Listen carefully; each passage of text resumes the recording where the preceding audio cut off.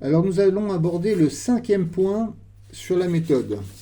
Le 5e point, il s'agit de la question du bras, de toujours calligraphier avec le bras. Je vais m'expliquer. Quand on travaille à l'école, quand tu travailles à l'école, tu écris, regarde, avec tes doigts, comme ça, et puis aussi voir avec le poignet. Le poignet bouge quand on dessine, par exemple. Tout ça, c'est très mobile. Quand on écrit avec toute la main. En calligraphie, il faut oublier ça. En calligraphie, c'est le poignet, il est pris comme dans un plâtre. Les doigts n'ont plus le droit de bouger, ils ne bougent plus. Si je fais un trait qui descend, ça va être avec tout le bras. J'ai toute ma main qui descend. C'est comme si je tirais, quand tu tires un trait à la règle, tu fais comme ça. Tu as tout le bras. Ça ne fait pas comme ça.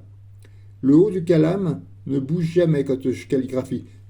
Il est toujours fixe. Je fais ce mouvement-là. Je descends, je fais ça. Regarde mes doigts, ils ne bougent jamais. Si je vais faire un A en grand. Je vais faire un grand A. Je vais faire ça. Alors c'est le fait de faire des grandes lettres, ça permet de comprendre qu'il ne faut jamais bouger le poignet. Voilà. J'ai plus d'encre, mais c'est pas grave. Tu comprends que jamais mon calame fait ça, ni ça. C'est vraiment tout le bras qui descend. Même en petit. Là, je suis en grand, donc tu peux facilement comprendre que pour faire une grande lettre, il faut bouger que le bras et pas les doigts. Qu'est-ce qui se passe si on bouge les doigts? Je vais prendre un outil un petit peu large. Un outil un petit peu, voire très très large. Je pose mon outil. Si je descends avec mes doigts, j'ai le coin gauche qui va se décoller du papier. Si je pars à droite, avec mes doigts, j'ai le coin droit qui se décolle du papier.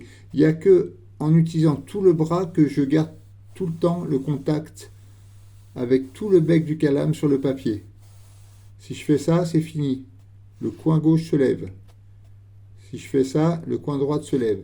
Donc, il n'y a plus ça. Ça n'existe plus. Il faut faire que des gestes avec tout le bras et le poignet et les doigts sont fixes. Voilà, ça c'est le plus difficile, je crois, pour les gens qui commencent la calligraphie, c'est de comprendre qu'on travaille avec tout le bras. Voilà, à la prochaine.